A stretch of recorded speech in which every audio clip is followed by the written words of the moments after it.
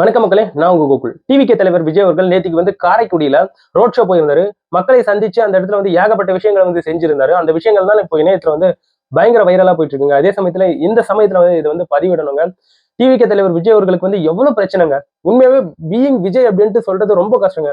ஏன்னா ஒரு விஜயா வாழறது எவ்வளவு கஷ்டன்றது நம்ம கண்கூட பாத்துக்கிட்டு இருக்கோம். ஏன்னா கரூர் ஸ்டாம்பீட் இஷ்யூவா இருக்கட்டும், ஜனநாயகன் படம் சம்பந்தப்பட்ட இஷ்யூவா இருக்கட்டும், சொந்த ஒய்ஃப் கிட்ட இருந்து டிவோர்ஸ் வந்திருக்கு. அதை தாண்டி எந்த இடத்துலயும் பிரச்சாரம் பண்றது கிடையாது.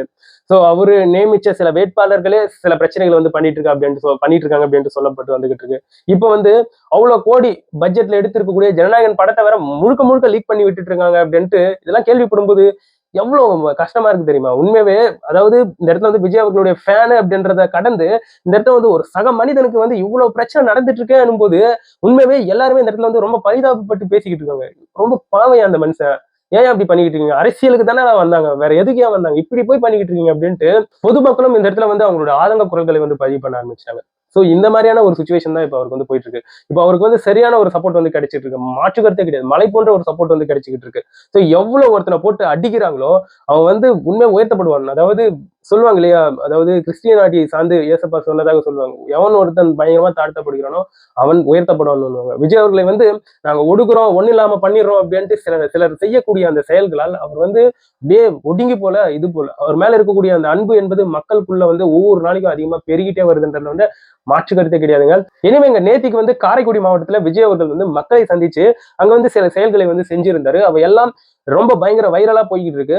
அவ என்னன்றத ஒண்ணு புட்டு வச்சிடறான். முதல்ல விஜய் அவர்கள் காரைக்குடியில நேத்திக்கு எப்பயும் போல மக்களை பார்த்து அவர் கை காண்பிப்பது அது போன்ற செயலை மேற்கொண்டு இருந்தாரு. எந்த இடத்துல போனாலும் அவருக்கு அந்த கிரேஸ் என்பது குறைய மாட்டேங்குங்க. அவ்வளவு மக்கள் ஒரு இடத்துல விஜய் அவர்கள் அவருடைய வாகனத்தில் நின்றபடி ஒரு ஸ்கூலோடைய அந்த வாசலை கடந்து வந்துகிட்டு இருக்காரு. அங்க இருக்கக்கூடிய பிள்ளைகள் எவ்வளவு ஸ்கூல் ஸ்டூடெண்ட் தெரியுமாங்க, அவ்வளவு அத்தனை பிள்ளைகளும் அப்படியே ரோட்ல தப்பன்னு ஓடி வருதுங்க. சோ அத்தனை குழந்தைகளும் ஓடி அவர் கை காண்பிச்சு அண்ணா தளபதி அப்படின்ட்டு அவங்க கத்தக்கூடிய அந்த விஷயங்கள் உண்மையுமே பயங்கர கூஸ்பம்ஸா இருக்குங்க. சோ அதே சமயத்துல வழியில எந்த ஒரு தாய்மார்கள் நிறுத்தினாலும் பெரியவர்கள் நிறுத்தினாலும் யாருக்கும் ஏதோ கை காண்பிக்காம வண்டியை நிக்காம போகவே இல்லைங்க. எல்லாருக்கும் நிறுத்தி அவங்களுக்கு கை காண்பித்து அவங்களுக்கு சால்வை தூக்கி போட்டு அந்த டிவிக்கு ஓடிய ஷாலை தூக்கி போட்டு விஜய் அவர்கள் எல்லாருக்கும் ஒரு பெரும் மதிப்பை கொடுத்தார் அப்படின்றதுல மாற்று கருத்தே கிடையாது. அதே சமயத்துல அவர்கிட்ட விஜய் அவர்கள் கிட்ட நிறைய பேர் நிறைய விஷயங்களை கொடுக்க ஆரம்பிச்சாங்க. இதுக்கு முன்னாடியே நம்ம பார்த்தோம், இந்த நெல்லை மாவட்டத்துல தூத்துக்குடி மாவட்டத்துல டெடிபார் கொடுத்தாங்க, கப்பு கொடுத்தாங்க, அவங்க மதம் சார்ந்து இருக்கக்கூடிய அந்த போட்டோஸை கொடுத்துருந்தாங்க. இவெல்லாம் செம்ம ஃபேமஸ் ஆயிருந்தது. அதே மாதிரிதான் நேற்றுக்கு ஒரு விஷயம் நடந்திருந்தது. உண்மையாவே சொல்லுவாங்கல்ல, தமிழ்நாடுடா அப்படின்னு சொல்லுவாங்கல்ல. சோ இந்த தடவையும் அதை நம்ம இதை எப்பயுமே நம்ம சொல்லலாம். ஏன்னா அப்படி ஒரு மத நல்லிணக்கத்தோடு தான் நம்ம எல்லாருமே செயல்பட்டு இருக்கோம். இப்ப வரைக்கும் அப்படிதான் இருக்கும். அது யாராலையும் ஒண்ணும் பண்ண முடியாது. ஒண்ணு இல்லைங்க, விஜய் அவர்கள் நேற்று காரைக்குடியில வாகனத்தின் மேல நின்றபடி எல்லாருக்கும் கையசைச்சு அவருடைய அந்த அன்பை வெளிப்படுத்திட்டு இருந்தார் இல்லையா. அந்த சமயத்துல ஒரு முஸ்லீம் பெண் என்ன பண்ணிருக்காங்கன்னா, கையில ஒரு கருப்பசாமி போட்டோவோ என்னன்னு தெரியலங்க, ஒரு ஹிந்து கடவுள் அவங்க அந்த போட்டோல இருக்கிறவங்க. சோ ஒரு முஸ்லீம் பெண் அந்த போட்டோவை ஏந்தி விஜய் அவர்கள் கிட்ட கொடுத்திருக்கக்கூடிய அந்த காட்சிகள் என்பது பயங்கர வைரலா போயிட்டு இருக்குங்க. பாத்தீங்களா எங்களுடைய தமிழ்நாடு, பாத்தீங்களா எங்களுடைய டிவிக்கு எங்க தளபதி விஜய் அப்படின்ட்டு ஏகப்பட்ட விஷயங்கள் சொல்லி இப்ப நிறைய டிவிக்கு ரசிகர்கள் தொண்டர்கள் அந்த விஷயத்தை ஷேர் பண்ணிட்டு வராங்க. அதே சமயத்துல விஜய் அவர்களுக்கும் அஜித் அவர்களுக்கும் சில புகைச்சல் இருக்குப்பா. அஜித் அவர்கள் சார்ந்து இருக்கக்கூடிய ரசிகர்கள் எப்பயுமே விஜய் அவர்கள் ரசிகர்கள் கூட ஒரு சண்டைக்கு போயிட்டே இருக்காங்க. ரெண்டு பேரும் மாறி மாறி சண்டை போட்டுருக்காங்க அப்படின்ட்டு ஒரு அஜெண்டாவை கிளப்பிட்டு இருக்காங்க. கிடையாது நண்பர்களே, அப்படியெல்லாம் ஒண்ணும் கிடையாது. சோ ரெண்டு பேரும் அவ்வளோ நெருக்கமாக இருக்காங்க. சோ விஜய் அவர்களும் சரி அஜித் அவர்களும் சரி அவ்வளவு பெஸ்ட் ஃப்ரெண்ட்ஸ். அதே சமயத்துல அவங்களுடைய தொண்டர்களும் ரசிகர்களும் அப்படிதான் இருக்காங்க.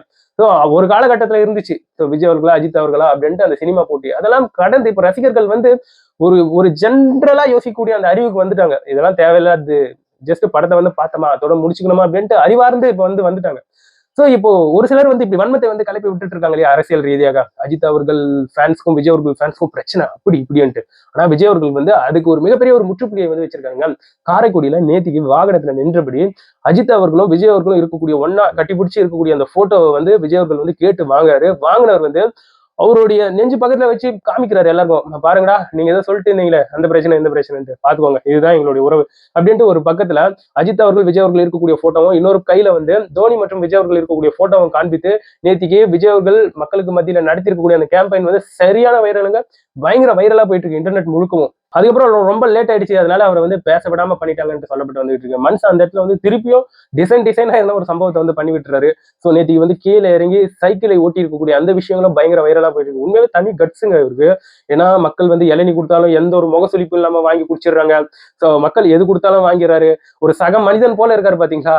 அதனால தான் தலைவன் ஒவ்வொரு நாளைக்கும் எங்கேயோ போயிட்டு இருக்காரு. அந்த உச்சம் நமக்கு கூட தெரியாது. அந்த அளவுக்கு மக்கள் மனசுல வந்து இடம் பெற்றுட்டு இருக்காரு. ஸோ அப்பேற்பட்ட இருக்கக்கூடிய மனுஷன், "ஏய் என் மக்கள் என்னைய பண்ண போறாங்க?" அப்படின்ட்டு இறங்கி சைக்கிள்ல வரதா இருக்கட்டும், இளநீ வாங்கி குடுக்கிறதா இருக்கட்டும், யார் என்ன சொன்னாலும் நிறுத்துறதே கிடையாதுங்க. விஜய் அவர்கள் கிட்ட நிறைய பேர் வந்து ரிக்வெஸ்ட் பண்ணாங்கன்னா, இது வந்து எலெக்ஷன் காலகட்டம். நீங்க பாட்டு எல்லாத்தையும் வாங்கி குடிச்சிட்டு இருக்காதீங்க. உங்களுடைய எதிரிகள் ஏதாச்சும் கலந்து குடுத்துட்டாங்கன்னா எதனா ஆகப்போகுது அப்படின்ட்டு அட்வைஸ் வேற பண்ணிட்டு இருக்காங்க. அதெல்லாம் எதுவுமே மதிக்காம, என் மக்கள், என்னுடைய உறவுகள் அப்படின்ட்டு அவரு அவ்வளவு பெரிய ஒரு நம்பிக்கை வச்சிருக்காரு பாத்தீங்களா?